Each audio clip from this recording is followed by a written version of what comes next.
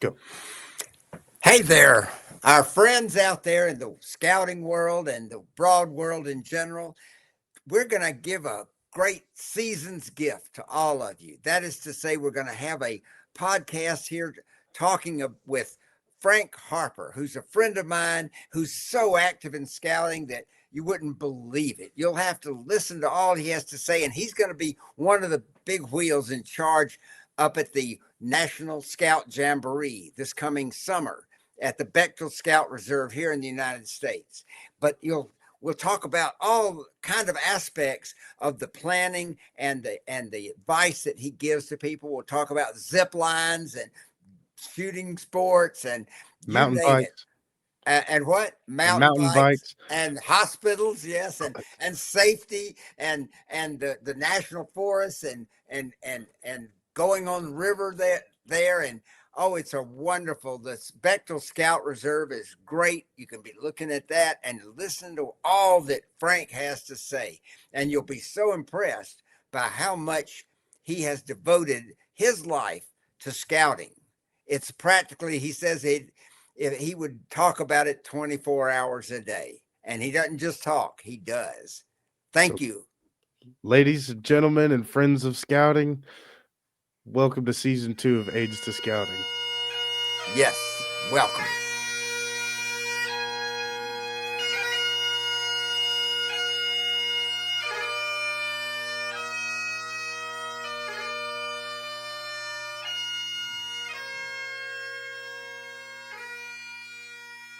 Live, but live now. So, all Walker, right. whenever you're ready. Well, we're really lucky tonight. We have Frank Harper on, and Frank, we've got him listed here as the Delta Base Camp Chief, but that just barely scratches the surface of who Frank Harper is. And Frank is has been active in Scouts for years and years and years, and he's been in the Order of the Aaron, is a vigil member of that, and I believe you have a silver antelope, do you not, Frank? I do. Thank you. I was honored to receive that. Well, for those of you who don't know, people that put in a lot of time gets what's called the silver beaver. And then, but the step above that kind of almost deals with the whole region is the silver antelope. And so Frank, that's one of his many accomplishments. And another one is that he's an attorney, and he's been practicing for years, and he has a great reputation among attorneys, because I'm a lawyer and such as I am. But Frank has a great reputation of integrity. And of course, the only problem is that he spends so much time with scouting that he told me that in preparation for this, that he said, I have a hard cutoff at 9 p.m. every night that I quit doing scouting. And I do that so to maintain a relationship with my family. And of course, in quotes, I'll say his wife. And of course, we all need to get enough sleep. And Frank said, if I were left to my own devices, I'd do scouting 24 hours a day. And gosh, what a guy. All right, Frank, you're going to be the Delta Base Camp Chief. Why don't you tell everybody, number one, let's talk about what first is a jamboree. Sure thing, Walker, and thanks for the kind words and the kind introduction. A jamboree is simply put one of the mountaintop experiences that any scout or scouter could ever have. Held every 3 to 4 years. A jamboree is a 10-day camping experience where scouts from all over the country gather together at a property called the Summit. It's in West Virginia. It's a 10,000-acre Boy Scout camp, and they get together for a fantastic experience of scout programs, scouting adventures, and building scouting relationships that will last a lifetime, really. What does the word, tell everybody, in case they don't know, what the word jamboree, where does that come from? Do you remember? Well, Jamboree comes from Lord Baden-Powell, and he, if I have the memory correctly, he basically created this word to I guess capture the spirit of scouting in what I've just talked about, this huge experience of scouting, thousands and thousands of scouts and leaders coming together for a camping experience of fellowship.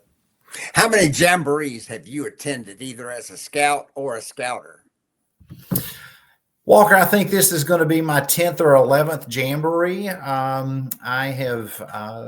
I started going to the jamborees in 1985. I was a senior patrol leader for my troop at that time.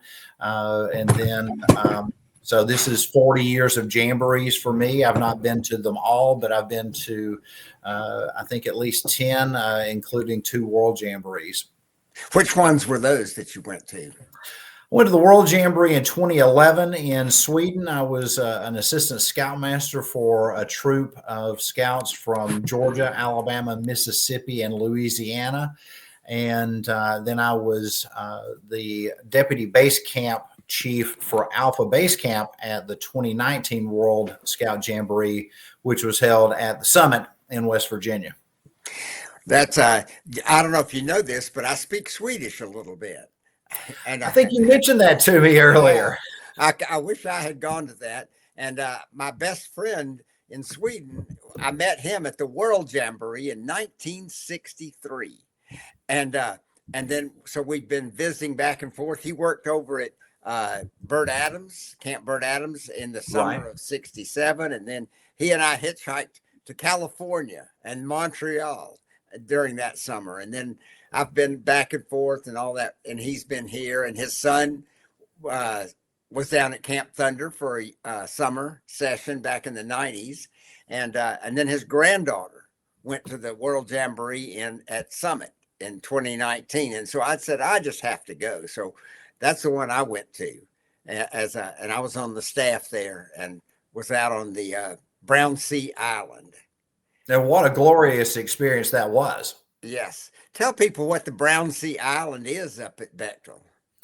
So Brown Sea Island is a reenactment of the very first scout encampment that was performed by Lord Baden-Powell. Lord Baden-Powell gathered together 24 scouts, I believe, from all walks of life across England and London for a camping trip. And so the camping encampment was a little bit more than a week. Scouts learned all various scoutcraft, cooking, camping, pioneering, and knot tying. And it was basically his experiment of what later became the worldwide movement of scouting. That's great. Tell us about the preparations. How many scouts do you expect to be at this upcoming jamboree at Bechtel? Well, registration is still open for the Jamboree. Currently, there are over 10,000 scouts and scouters that have registered. We are anticipating over 10,000 scouts and adult leaders that will accompany them.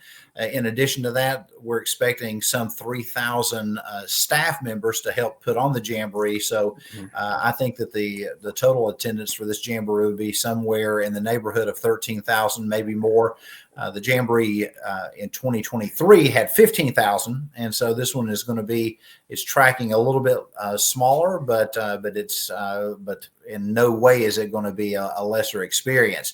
The program is shaping up to be a fantastic experience for those scouts.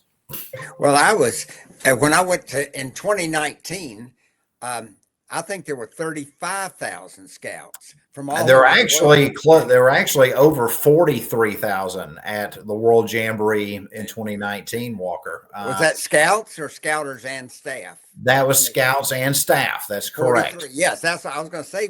There were so many. The staff was wonderful, and it was You know what? I was very impressed at Bechtel how well organized y'all were. And I say y'all because you're so high up in the scout movement here in the United States. And the organization was astonishing. The way they had those wall tents, and they set, I think they called them a bomb. You know, they'd set out The bill of materials. Oh yeah, and the streets were laid out, whether the people were in little squarish wall tents or other kinds of tents, but the streets were laid out. The land is beautifully, what would you call it?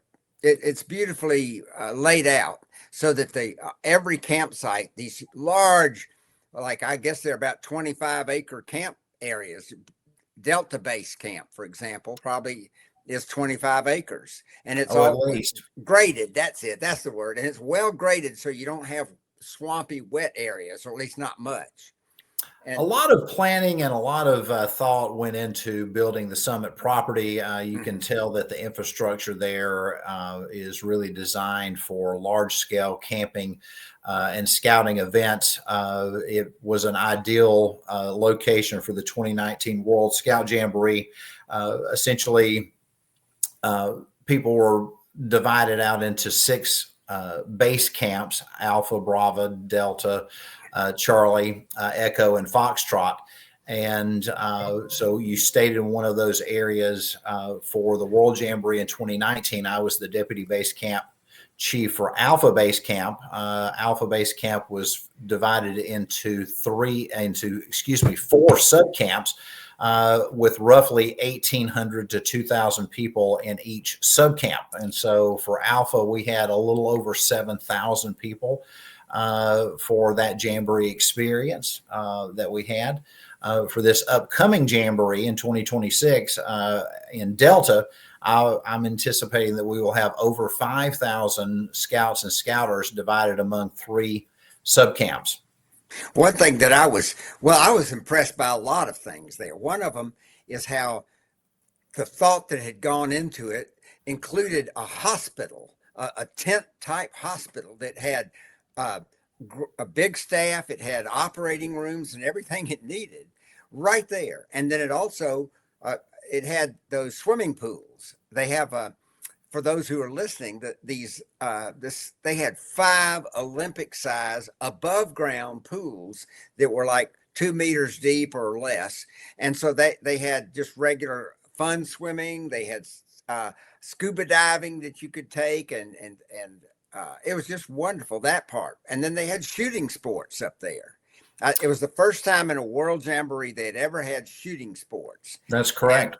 And they had scouts from all over the world, some of whom come from countries that are, let's say, disapprove of a lot of shooting, or even almost prohibit it. But those scouts were able to go out to the shooting ranges and shoot shotguns, 9mm pistols, 308s. You know, big caliber guns, not just air rifles and 22s, and shotguns.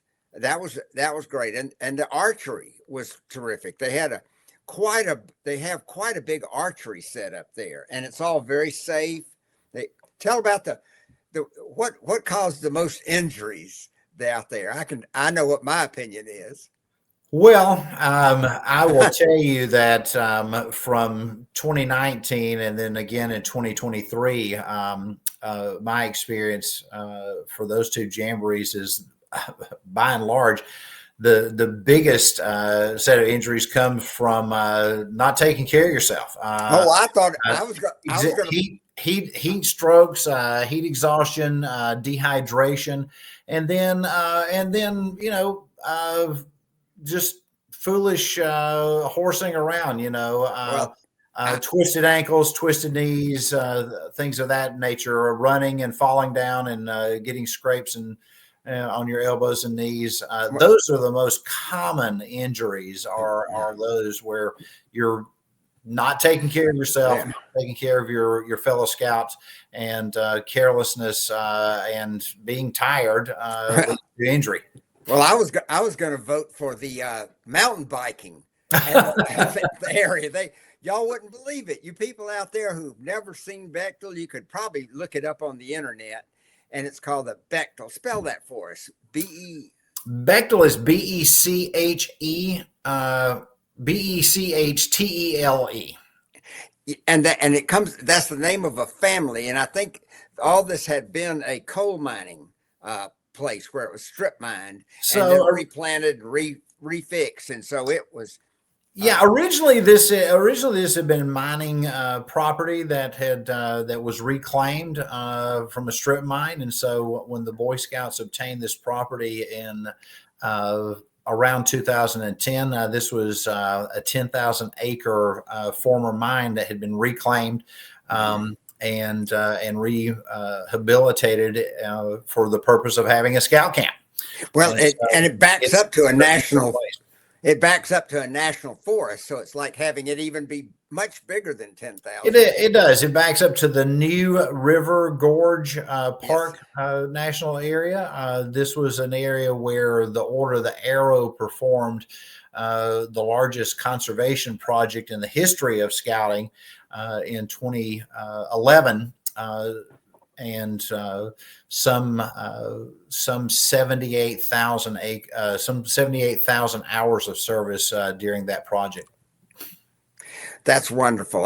The New River Gorge, a lot of people might not know this, but you sometimes see that on various videos where there's an extremely high bridge that people jump off of wearing bungee cords and stuff. And that's the same place, isn't it? Right there near the scout camp. Yeah, it is. About a 900-foot drop or something. It's a beautiful location out there where the bridge is, and it's a great place for scouts to visit while they're up in West Virginia attending the Jamboree. And I believe the Jamboree, at the Jamboree, the troops could go on rafting rides down through the rapids there. There are in past jamborees and in this jamboree also, there will be opportunities for those scouts that are at the Jamboree to participate in a whitewater rafting experience on the river that goes under the New River Gorge Bridge, the Golly. Yep. That sounds great. I remember when I was there, only one problem that I had was that the dust from the roads would sort of got into the nasal passages. It was limestone, I guess it was, but so they were constantly watering the roads to keep the dust down. Well, it's a big property, and so this is a property that's managed year round by the staff that's there. There's a small staff that's there year round that manages the property, much like the high adventure bases at Philon and Northern Tier and the Florida Sea Base. Yep. But during the Jamboree, yes, you do see some dust, and yes, you do see the water trucks coming to water down the roads to keep the dust down. That is absolutely correct. You know, another two items of the infrastructure that y'all did. I say y'all because I can't take any credit for it. I didn't have a thing to do with it. But is the latrines there, or the bathhouse, whatever you call them, they're so well thought out. They recycled the gray water, and they have I guess they're using a septic systems at each one, and then they have solar heat on the roof for the showers there. And of course they're divided into a male and female sides. And they also, on the back side of it, they have the potable water place where people can fill their canteens and stuff. And so I thought it was great the way it was set up. Yeah, sustainability was one of the really the cornerstones of building this property, and so a lot of thought and a lot of planning and effort went into creating sustainability features like you just discussed, Walker. Well, the other sustainability I guess we call it sustainability, is this Camelback, that company that has the things that you carry around when you go skiing or hiking. They paid for, I guess, and put in that whole water system. So they have a separate, if I'm not mistaken, it's a separate system of purified drinking water that comes up, and it has these stations with spring-loaded faucets. So like 8 people can stand around filling up their canteens and water bottles at the same time. Yeah, it's like a spoke in a wheel Yeah. where you can just walk up, take your Nalgene, stick it there, get the Yep. water out. The property there at the summit, we've had lots of great support, lots of great sponsors and partners really in helping to bring this scout camp to life. You know, it really is kind of a Disney world, if you want to think of it, a Disney world of scouting camps, because it has everything. You've mentioned the shotgun ranges and the shooting ranges and the archery, and the scuba diving pools. But it really has everything. I mean, there's a skateboard park. Of course, there's the Jamboree Central, the Summit Central, where all the displays are, and all of the big circus tents that will be for the Jamboree. And you mentioned the BMX. I mean, and of course there's a climbing wall, and the there's climbing wall was right there next to the place where I was at that little right island, across from Brown Sea Island was a small climbing wall, and so there's a lot to offer there, and really for most youth, a Jamboree is a once in a lifetime experience, and so. I will tell you that my first Jamboree experience in 1985, I knew that I wanted to come back, and I wanted to be a part of this again because it was such a unique experience, and I've been very fortunate and very blessed to have had the opportunity to be a part of all of these Jamborees over the years, and of course could not do that without the support of my family and my wife, who she lets me go out and play Boy Scout, and I'm so very grateful for that. Well, I believe your children have been active in scouting too.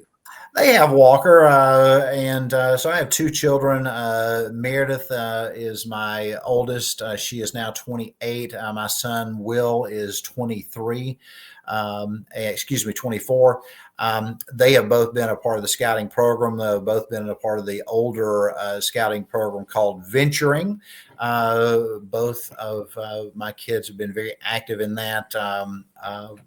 They have both been to the Jamboree, of course. They've both been to Philmont and completed Philmont treks. My son, Will, is an Eagle Scout. Both Meredith and Will have received the Venturing Leadership Award. And so it's been really a real blessing to be able to share my scouting journey with my children and to be there for their journey, really. And I will tell you that probably the highlight of my entire scouting career was going to Philmont and sitting on the top of the Tooth of Time with my daughter on one side and my son on the other in 2022. It just doesn't get any better than that to share scouting's paradise with your kids. Yep.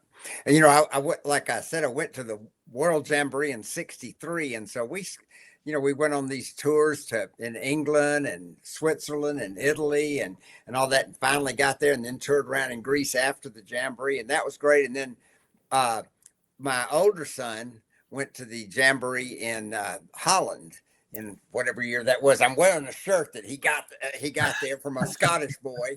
I think they traded for it. He didn't just steal it. And I think that was 1995 that the World Jamboree was in Holland. Yeah, and then my younger son went to the one in Chile, and so I was so happy that they both went and had such a good time at those jamborees. Yes, Elliott. Well, speaking of having, being a father and sharing the love of scouting with your children, my daughter is going to be attending with you, Frank, is going to be going to the 2026 National Jamboree. Really excited on her behalf. And you said earlier that that jamborees tend to be a once in a lifetime experience for a lot of the scouts. And I understand that there's some meetings and some other things that happen prior to Jamboree. But what can, other than, I'm not just asking selfishly, I mean for other scouts that this is their also first time doing something like this, what type of things are offered in preparation for Jamboree, and what other things should the scouts be doing to prepare themselves for a Jamboree? So great questions, Elliot. I will tell you that typically a jamboree troop is composed of people from various troops. Okay, they're all coming together to be a part of a jamboree troop. Usually, those jamboree troops have one, maybe two pre-jamboree experiences where they get together and get to know each other. Typically, they have a pre-jamboree camping trip where the youth are eventually divided into patrols. They learn to sleep together and to cook together and to work together. And they go through those stages that you see in Wood Badge, where you're forming and then you're Storming. storming and then you're norming and then you're performing. And so, those are some of the experiences that scouts will go through before they get to the jamboree, so that when they arrive at the jamboree, it's not the first time that they've seen each other. It's not the first time that they've worked together with each other. As far as what scouts need to be thinking about when they are at the jamboree, I'll offer a few items. One is you need to take care of yourself, and that means having the self-discipline to get in your tent and go to sleep and try to get the proper rest that you need. Make sure you're taking care of yourself. The Jamboree experience is typically from daylight to dark. Okay, so you're up at 7 a.m. or maybe earlier. 10 o'clock for lights out. Those are long days. Okay, so you need to take care of yourself. Drink plenty of water. Make sure that you have the right kind of gear, especially your foot gear. I'm glad. I was going to say, it's a huge property and there's a lot of walking. So you've got to really take care of your feet. And then you want to have something to record these memories by. And so you want to make sure you have your phone, handy dandy phone with you so that you can take pictures and record those experiences. That's great advice. I'm a big believer in foot powder, and because I remember I went on the Appalachian Trail with a guy once, and this fellow with him had a brand new pair of boots on, and he didn't go 4 miles before he started developing serious blisters, and they were supposed to be going all the way to Maine, and so of course he couldn't do it, and so I think kids need to also. Some kids maybe don't walk enough. My name is Walker, so I'm very well aware that walking is, and at Bechtel, there's a lot of walking to do. It's a huge property. And so being in the right kind of shape and being used to being on your feet and walking is really important. In addition to having the right kind of footwear, you need to have the right kind of rain gear too, because almost every day you're going to get a pop-up shower. I was thinking older people might consider these hiking poles, because hiking poles they're actually pretty good for kids too. Just the whole taking some of the weight off the feet and knees, and so those are good and for balance.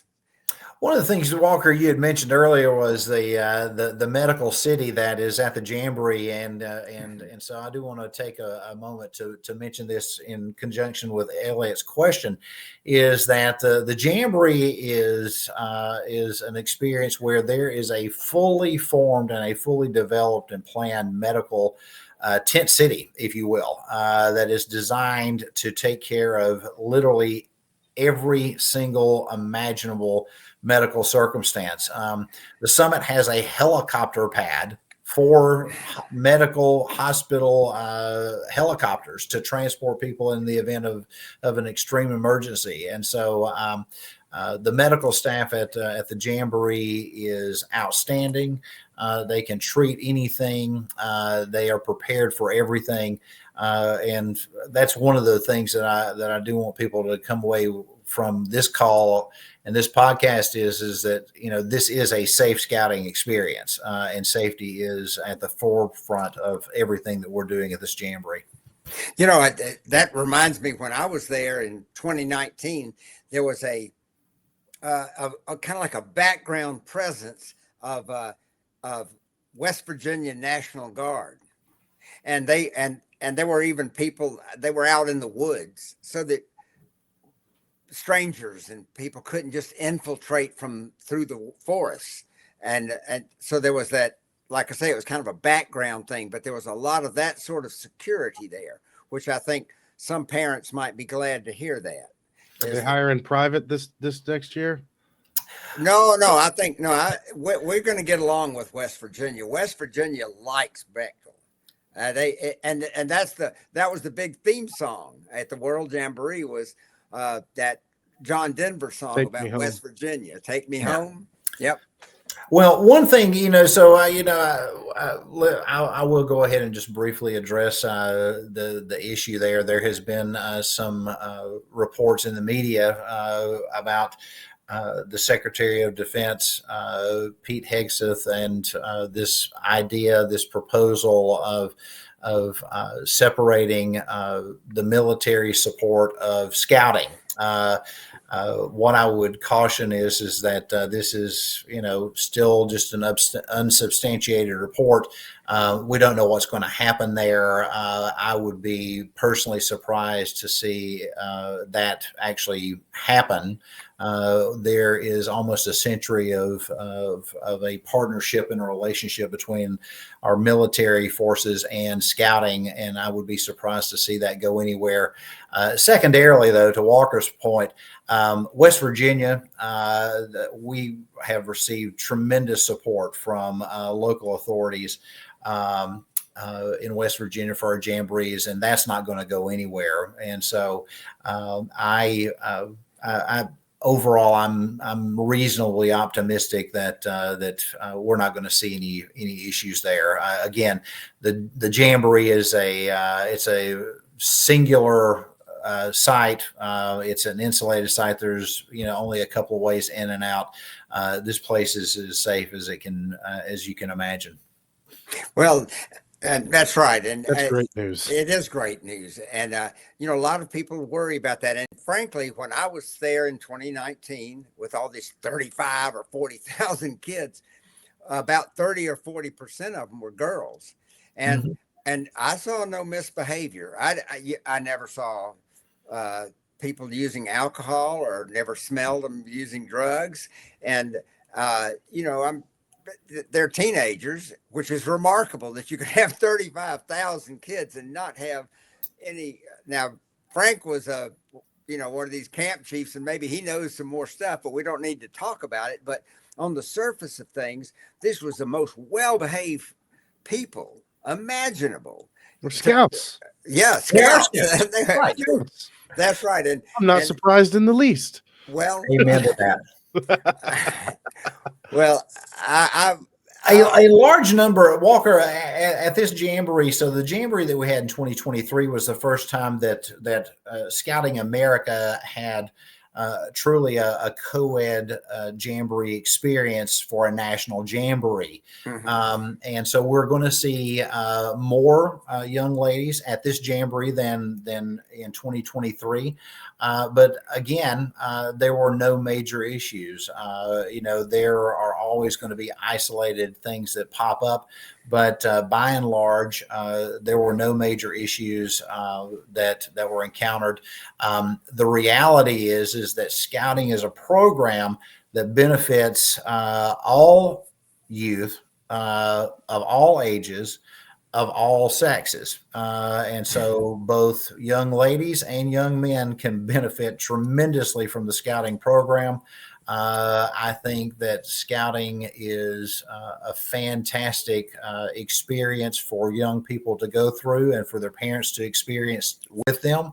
And certainly the Jamboree is it's that mountaintop experience, right? It is the culmination for a lot of our young people. It's really the highest scouting level an experience that they will ever have.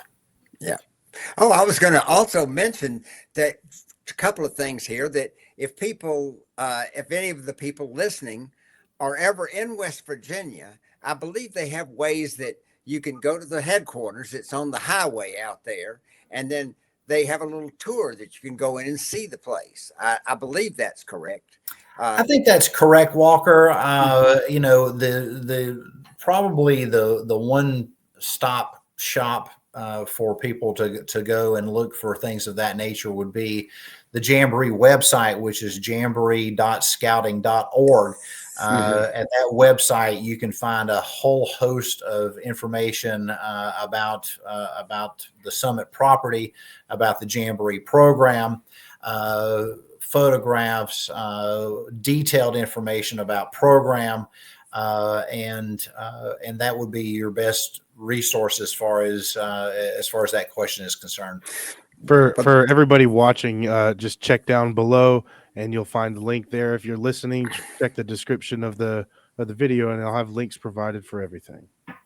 That sounds great. Another thing I was going to say about that Hegseth thing, where they, you know, is, I think people should, I did it. I think people should write to their congressman and say, look, you know, obviously the scouting has provided so much leadership for the military, all the branches, service branches, that, you know, if rather than being criticized and shunned, we should perhaps be helped. And when I was a kid, you know, we went to things like the Ranger Camp at Dahlonega in the middle of the winter. I mean, it was tough and cold. And the Army was glad to have us there. And and Fort Benning was always glad to have scouts there.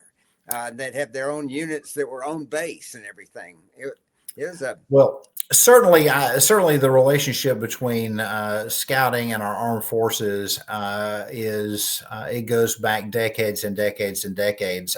Certainly, our congressmen and our senators are there to represent us. I think it's important that everyone in the scouting movement consider doing what's on their own heart.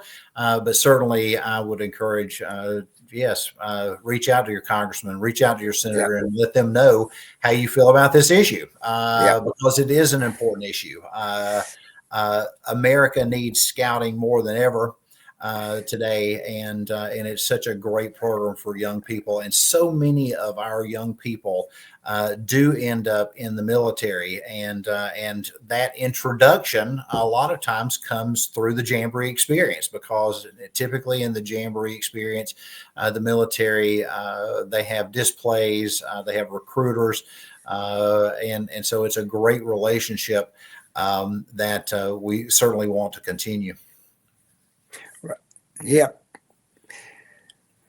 I remember when I was when I went to the World Jamboree, we as one of our preparations for the Americans, we learned to sing the Greek national anthem. That went over real big, and I know that it's well, one thing we didn't mention, another part of the infrastructure there at camp, is there's this huge arena area with a big stage on it, and they put on these stage shows they're kind of more modern than I like, but there we go. There you go. Big, and that arena, that looks like it has about 30,000 or 40,000 people in that picture right there. Put that picture back up again, if you don't mind. And off to the left there, way off to the left, is where Brown Sea Island is. That's right. It's like an acre and a half island. And Walker, up in your upper left-hand photograph across the lake, that's where Delta Base Camp is located. And so that's where we're going to be located, in our 5,000 plus scouts and scouters spread across 3 subcamps. Our job for the Jamboree is really to serve and support our troops, our youth and our adult leaders. About half of the time that someone is at the Jamboree, they're going to be in their base camp or in their subcamp. And so we want that experience when they are home so to speak, to be as positive as it can be. And so our job is to support and serve our troops, our youth, and our adult leaders or scoutmasters to make that Jamboree experience the very best that it can be. We have 3 sub camps with teams of over 25 on each team, and then our base camp team also is going to be over 25 people. So we have 100 people plus that will be managing Delta Base Camp, and we're so very proud of our team and excited to see what they can do.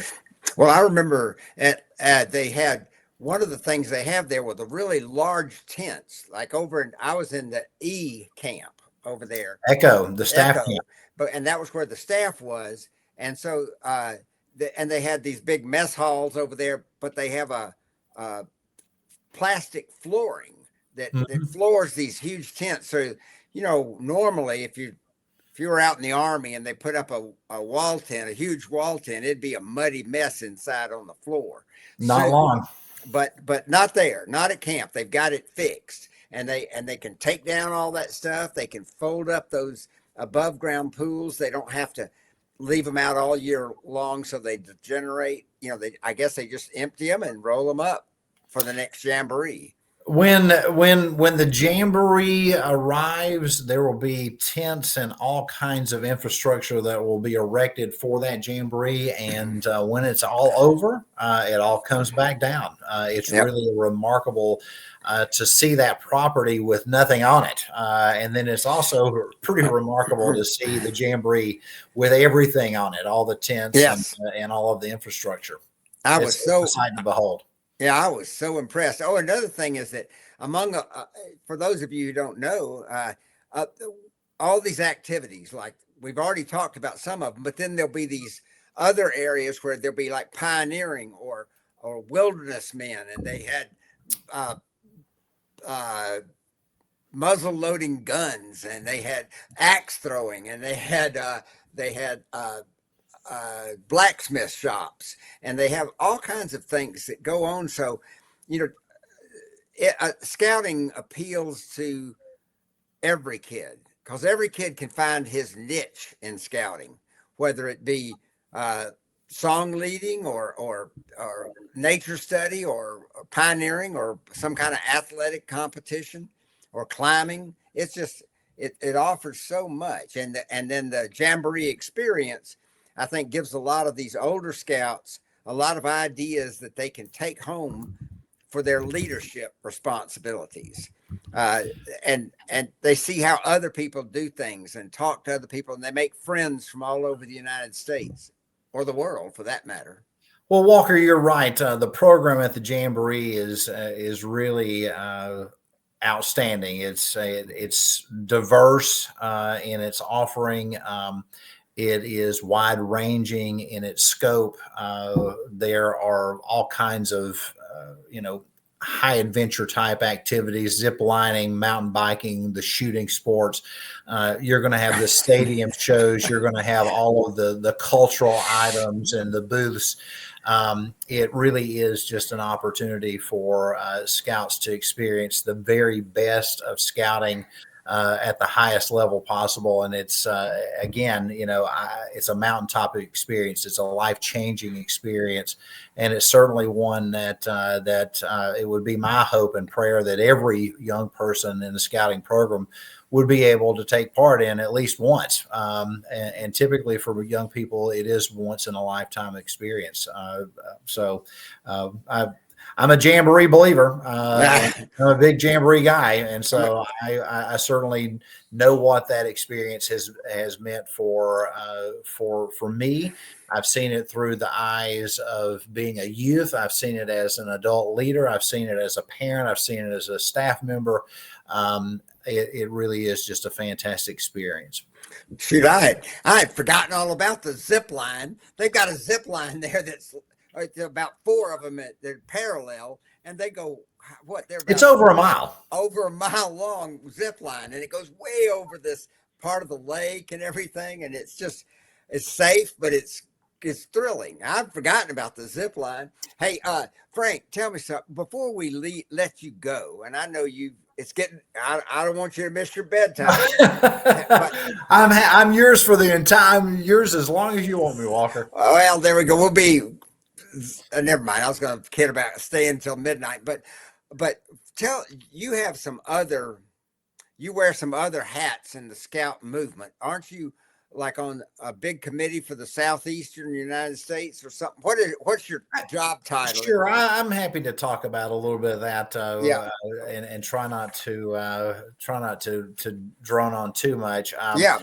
For the past several years, I have been a part of Council Service Territory 14. And our leadership team there, which covers essentially all of Georgia, most of Alabama, half of Tennessee, half of Mississippi, all of Tennessee, all of Kentucky, and 8 counties of Virginia. So we have 19 councils that are covered there. I have served as the membership chair for CST 14. I've also served as the program chair for CST 14. I've been a part of the Silver Antelope Selection Committee, or nominating committee rather. And I've had some other roles with the territory. At the council level, I remain as a member of the executive board for the Flint River Council, and I've had several roles with the council over the past years. Just a various number of roles. I was council commissioner at one point, also a lodge advisor. And then we still have our venturing crew, which is at the local level. We have venturing crew 120, which is venturing as a program for young youth between the ages of 14 and 20 years of age.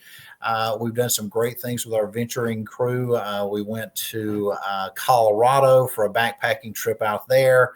And a whitewater rafting experience. That was before COVID. We've been to Philmont twice in the past 3 years. We went in 2022. We went again this year in 2025. We've been to Northern Tier for the winter Ook Pick experience on the frozen lakes of the Boundary Waters there in Minnesota. So we've done a lot of great things with our venture crew. I'm so very proud of our youth and what they've accomplished to lead the adventure in venturing. So, and then there's a whole lot of other stuff that I've been involved in, of course, through the Order of the Arrow and through other parts of the scouting program. I've really been blessed, and again, just so very grateful that I have the support at home to allow me to do this. That's great. It's just great. It's good that you have your health too. It looks like you're keeping in good shape, and that's always a great blessing. Well, it is,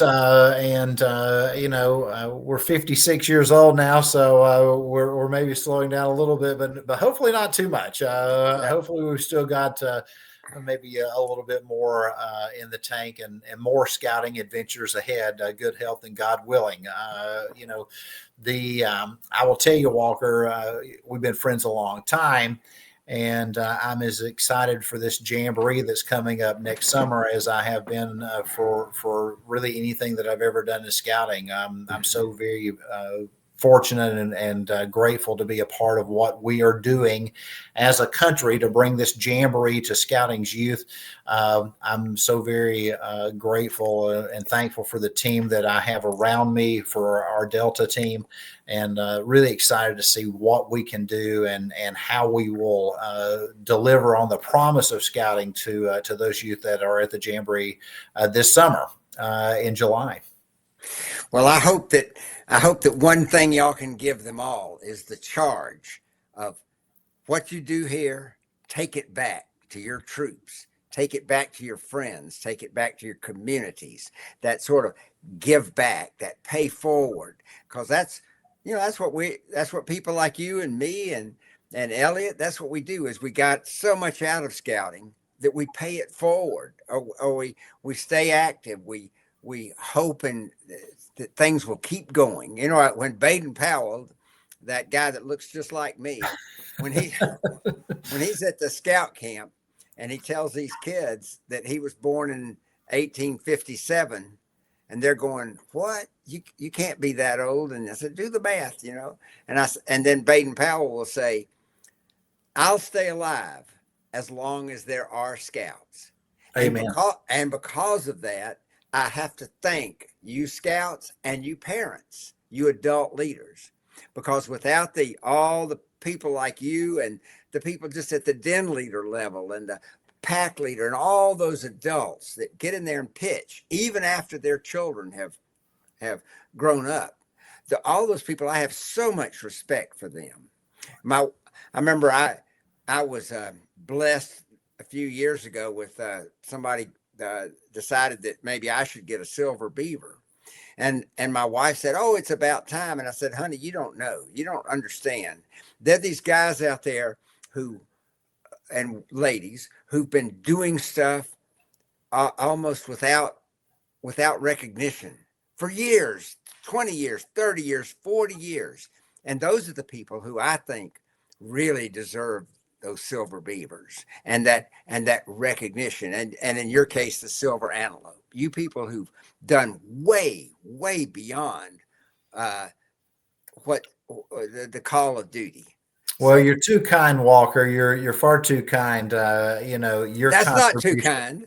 Your contributions to scouting, you know, are tremendous, and the impact that you have had on the scouting program, particularly within the Flint River Council and the youth of this council, and at our camp at Camp Thunder and at Lawhorn Scouting Base. The impact that you and your family have made is like I said, it's tremendous. And there's not a single scout that has ever been down there that has not been impacted by what you do and by the generosity that you and your family have shown to scouting. So, you know, right back at you, you know, thank you for all that you've done and all that you've contributed. If you don't mind, let me also butt in on that. Amen, brother. Chandler here. I didn't know that I knew Mr. Chandler, but I've known him since I was 6 years old, and I started as a Wolf Cub Scout, and I started going to Camp Thunder. I didn't know that I knew him, and only recently met him as Walker. In the past, I guess past 2 years now is as long as we've actually known each other. But the impact that he's had on me, unbeknownst to me until my adulthood, has been tremendous. So yeah, Walker, you are that guy, and we all like you for it. Well, I appreciate it, but I always feel the truth. Yeah, well, at any rate, it's always, you know, that's one of the great blessings. My father was a dentist, and he grew up in the country, and he had a good business sense, and he compiled a pretty good estate. And then he started a charitable foundation, and that charitable foundation was able to donate money, not just to this council, but to other scouting things around. And so down at the lakefront, there is a plaque on a big stone down there, and it talks about a scout is thrifty, because, and Buck, you know, he would appreciate that. My father would have, is that, you know, he works hard, wastes nothing, and makes the best use of his opportunities. He saves his money so that he can pay his own way, be generous to those in need, and helpful toward worthy objects. And scouting is a worthy object. And I hope that the level of donations will continually rise, and so that scouting can be offered effectively to more and more of America's youth. Well, that would be my prayer too, and certainly within our Flint River Council, you know, we've done a great job of managing our finances and being good stewards of our money, and we've had many great partners, including you. It's not just a large stone; it's a huge, massive boulder weighing several tons that's there that marks the entrance to that waterfront, Walker. And what a beautiful area the Chandler waterfront is there at our camp. And we're so very grateful for your generosity and for all that you do, not only for us, but for so many youth outside of the scouting program that I know that you're involved with. All right. Well, I'll also say this one more time. One more time. yes. My third year serving as on Camp Thunder staff in my youth, the cabins were opened, and I got to be one of the first groups that stayed in the Chandler cabin as well, I may add. So there's that too. There's that too. Yeah. Well, it's like I say, it's you know, I'm always reluctant to take any credit for that which my father established. But on the other hand, he was a big believer. We had 5 boys in our family, and 4 of them were able to get up to Eagle Scout, and one of them was a Star Scout, and so it's all of us were active in it. And but at any rate, I think we've probably covered a lot of ground, and we could talk. Frank says he can go 24 hours a day. I could talk about scouting all the time, and honestly, if I were left to my own devices, I could almost do scouting 24 hours a day. But I have to be disciplined and to to all things in their proper time, all things in moderation, and so I think there's a lot to that. But let me just offer one last comment. Walker, thank you so much for your kind generosity, and Elliott for having me on the Aids to Scouting podcast. I really think that this is a fantastic thing that you're doing, and I know that this is going to grow and get a bigger audience in the months to come. I know that this is just the very beginning. This is the infancy of this podcasting program, and I cannot wait to see what the year ahead in 2026 has to hold for this podcast. Thank you so much for having me on. I've really had a blast, and this has been a lot of fun. And to all, a Merry Christmas. Yeah, Merry Christmas. Yes. And happy holidays Yes. to you, and all the best in the new year. Sounds fine. Thank you. And thank you, Elliott, for being our trusty sidekick and making all this possible. Absolutely. Thanks, Elliott, and thanks, Walker. All right. Thank you.